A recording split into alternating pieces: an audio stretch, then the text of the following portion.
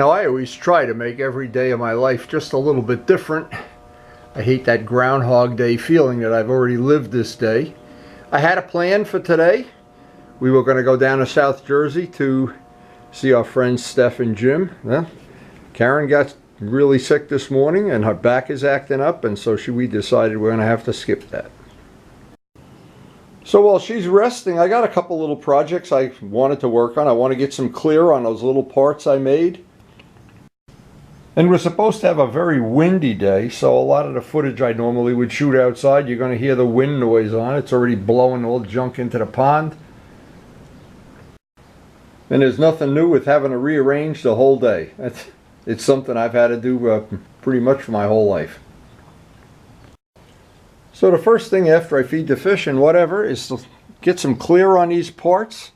That's going to have to dry overnight, and maybe tomorrow or the next day I can pull the fairing parts off and see how I'm going to make the permanent attachment on that.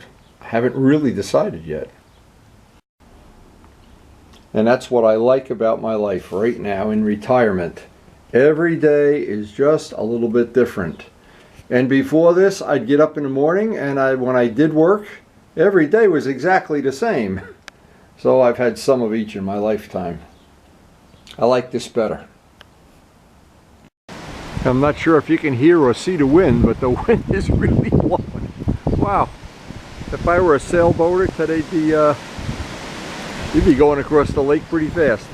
Anyway, but what it is doing is blowing all the wisteria, which seem like they're a nice bloom, into the pond, and I'm going to have myself a cleanup day here, that's for sure. Now, at least the coffee cup's not going to blow away. And once I have that coffee, I'll be ready to plan out a day. Probably a very eclectic day. So coming down to the shop, always in the morning, a lot of fun. Check out actually we can airbrush the white into that part today. That'll get us one step ahead. This is going to be an extensive bodywork thing, so I don't want to start that today. I do have some mirrors to paint. These are really just going in inventory for now. And the biggest thing I want to do today, I want to pull the back masking off of this, and hopefully, if it's our lucky day here, get some clear on that. That would probably be job one.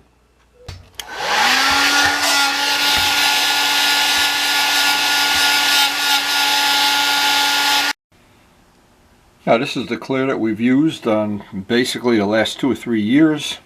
Really good results. The only problem is we're running short now, and because of the wind blowing out there today, it's going to be really difficult to get. I want to get 2 coats on, let it dry about 20 minutes between coats, and then maybe get a 3rd coat on. We'll see how it's going to dry up in the garage. So what I'm going to try to do is block myself into the corner of the house there, because the wind is really blowing. It's really blowing out there. Look, about a sailboat day. And when you're riding a bike with a fairing, it seems like sometimes it is a sailboat. Anyway, getting a clear on these parts, this will be a big thing, because then a day or 2 from now I can assemble them, of course. And I'm looking to finish that project up, the finished lens project up. And summer's coming. It's time to start landscaping, and Karen's all excited, but she's not feeling good today.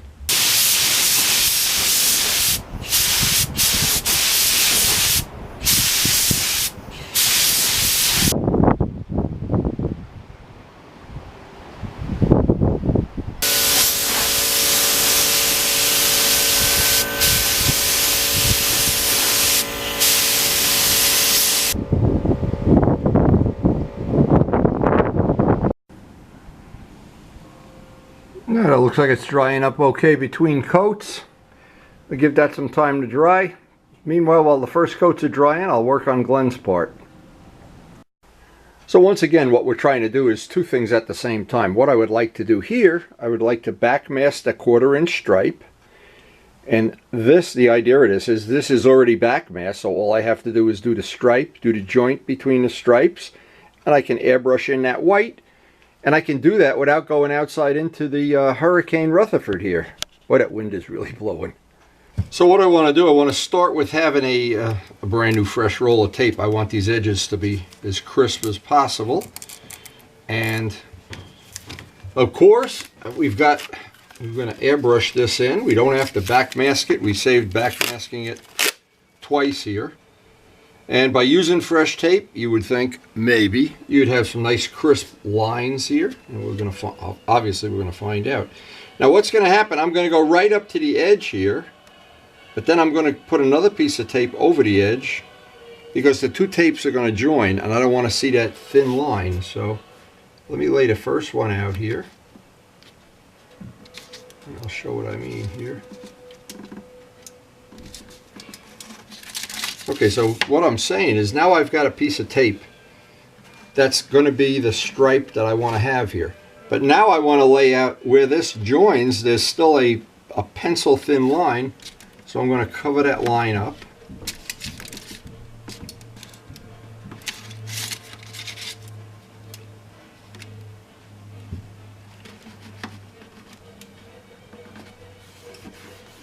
And of course go around the whole part, and that'll just expose the white that I want to have for the airbrush. So this now covers the joint. I've got the 1/4 inch stripe laid out. The second set just covers the joint. I have to do the other side and this will be ready to airbrush. And I can airbrush this just like I did yesterday inside the house. But I can't shoot the clear in the house. That's the problem. So by working on two projects at once, and while one is drying, I'm working on the other one, we should get some measure of efficiency here. Now just some tips about the 3M blue tape. When we started the FZR Restoration, I went out and bought some of every thickness that they had at Gavin's. Spent about $100 on tape, thinking that that big ladder's going down the bike and all the other striping and everything, I'd use it. I thought I'd have a lot left over. In the end, I didn't have a lot left over. So what I'm saying is probably this has served us well. But here's what really happens. Now this is a fresh roll I just took out today. And you can see the edge. See how the edge is all nice and crisp and clean? The one that's been out of the package a little bit, not so much. It's good, but not as good as this one. So here's what I'm suggesting is if you're doing your super duper FZR or whatever, and you want those lines to be as crisp as possible, just pay the price and get a couple of fresh rolls of tape. It really pays off in the end. And if you get some of every thickness, or pretty much what you think, you're not going to be sorry that you're using fresh tape. Fresh tape just bends and twists and comes off, and once tape gets old, like people, just look at me, there's your answer. Okay, we're going to use our trusty Iwata airbrush. See how this will cover. It's going to take several coats to cover that blue, but this is the path of least resistance here, that's for sure. And so I always mention this is an Iwata airbrush. The whole idea of doing it this way, instead of going outside, as I avoid the wind, just a little bit easier here. This doesn't make enough of a mess. It's a problem. But this is going to take at least 3 or 4 coats. Give it 15-20 minutes between coats.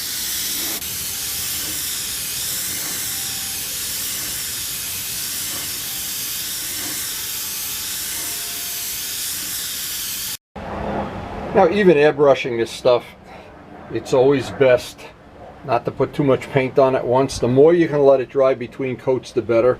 And I would say the minimum is 20 minutes to a half hour. So we can flip-flop back and forth between other things that we're working on. And what helps us a certain amount is we still have the heat on in the house, and every time the heat is in our favor here. Even though it is cold in the cellar, we really don't. I don't like it because it's not comfortable working for me when it gets up above 65 degrees. But anyway, beside the point, the heat is our friend today. It'll help dry that up. Now I know all paint dry time is dependent upon the shop conditions, basically the big one, the temperature. And today we're sneaking up on 55 degrees here. It was 50 before, it's about 53 now. Supposed to go to 56. So that would tell me that an hour later, usually we could just at least lightly sand this. I just want to get the dust out. Now what's happening, because the wind is blowing so ferociously out there, the clear is picking up a lot of dust, and it won't matter in the final thing because I'll sand out. This is 1200, by the way. I just want to get out any of the dust that's gotten in here. And there's pollen in the air, and a part of it, a reason both Karen and I have been suffering with these allergies. We all have, everybody in my family has allergies. And it seems like they get worse as you get old, and all you have to do is look at the cars. This morning our black cars were green. I'm sure that's a common thing in a lot of parts of the country, but something we deal with. Once I get this kind of flat,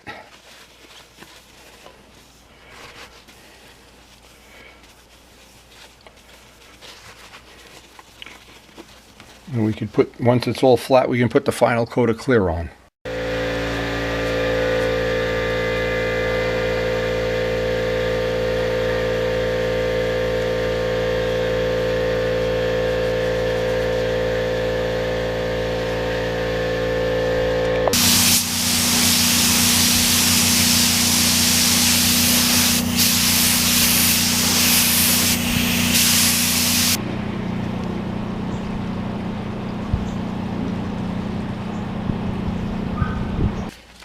So by having the two separate projects today, we're getting plenty of dry time in between coats. The paint is drying just about how you would normally expect it to be in a 55-degree day. And zero chance of rain today, which is another big thing. Always looking to avoid that day that you're halfway through the paint and raindrops start falling down on you. But we will get, for sure we'll get all the clear on this today. We'll get Glenn's fairing up into the next step. I'm giving everything the minimum, the thing to always, for me anyway, and shop conditions could change. Say if you were in a 90-degree day, your dry times would be a lot less. It's always heat related. It's always based on all of the paint that the data that I've ever worked with painting. It assumes your shop conditions are 72 degrees. And low humidity. Not the humidity we have here. We are in a very humid basement here. So things don't, when that air heat kicks on, it's a blessing. And we're using it today to our advantage. So little by little the stuff's grinding out, and I never know how a day is going to play out. This day certainly is looking like it's going in the right direction. But I never like to celebrate too early. I always watch those bloopers on YouTube where the guy is running to the end zone with the football, and at the 10-yard line he jumps up and celebrates and drops the ball. Or the guy tackles him or whatever. Anyway, got to get some more clear on this, and then we can put these away to dry overnight.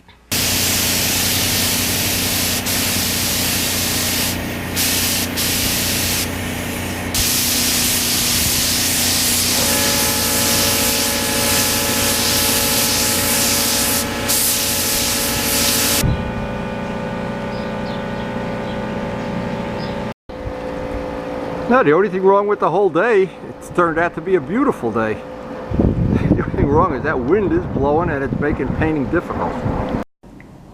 So now those parts can dry up overnight. I think they'll be absolutely perfect. They'll dry overnight. We'll hit them with 2500 sandpaper, buff them out, and install them all in one day. Anyway, I went outside and tested out that Ryobi weed whacker, and I've got the old-fashioned one. This is the more updated one, and boy, they seem like they're really nice. Not that that's a big deal, but since I do all my own yard work, and maybe you do too, having some nice tools is a good, it works to my favor, that's for sure. Anything I can do to minimize the time I'm spending outside. Yeah, this is coming right off, so I really wouldn't bother doing this, except when I went to clean the gun, I realized I still have enough paint to do this, and because we're coming down the bottom of the gallon and I clear, I don't want to waste any of it. I don't want to have to run over to Gavin's. Anyway, this will just be a free bonus thing if I can get this done today. And then this will be one part Glenn can actually pick up if he wants.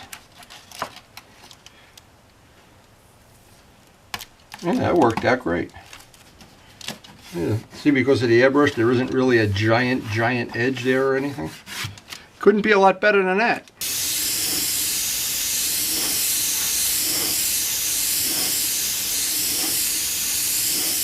All right, this is the third coat for the white, and then obviously we'll put this aside to dry overnight. So the fairing is in the garage drying. The little parts that are going to go on this very soon are drying. And this, we really made good use of a day. I didn't know how this was going to play out. And it may be, and I have to check with Karen, it may be we'll have an hour or so left in the day. I can get a short ride on the RD. That'd be nice if I can. And as I think about it, I hope the RD doesn't, if we do get to ride later, I hope this doesn't blow away. Boy, oh boy, is that wind blowing. I keep going over and over, I know, but it's terrible. And Karen reminded me I had forgotten all about my brand new Ryobi weed whacker. Now, what could be more fun than opening a box and assembling the weed whacker? And I'll be ready to do my landscaping. How much fun is this? You never really know how much fun having your own private Ryobi weed whacker can be. Oh my God. Now, you never really know how a day's going to play out time-wise, but we did have some time here. This is already dried up, and basically the temperature's gone up. This is dry.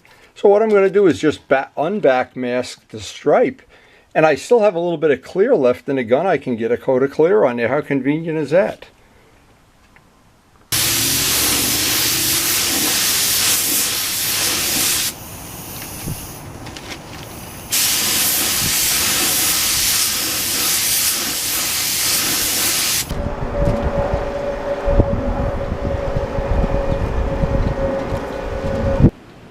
So once that's dry, I can pull the tape off. That'll definitely sit overnight, but that was just like free lunch, having that extra little clear in the gun.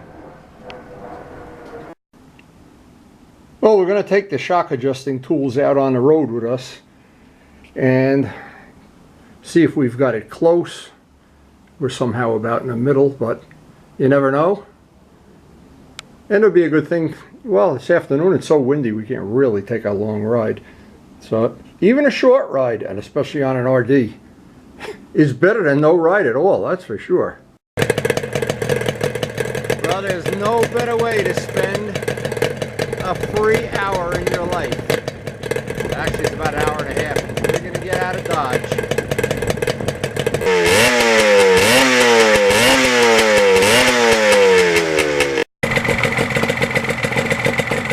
This is one of my favorite places to come ride the RD because I can do anything tuning, two-stroke tuning. Got some nice places to, well, not a lot of traffic here, not far from my house.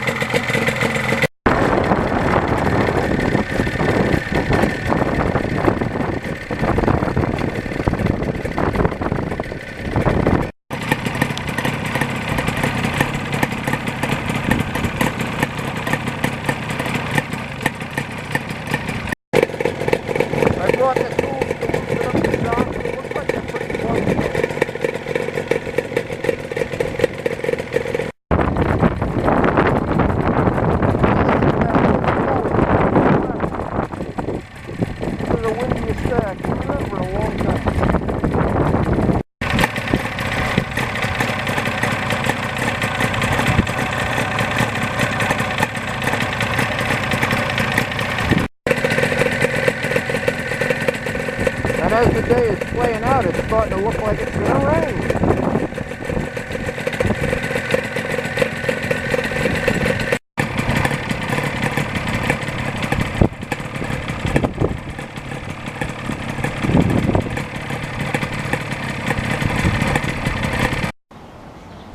Well, we got back from a beautiful ride, very short because it looked like it was going to rain. Now the sun comes out. Oh my God, what a day.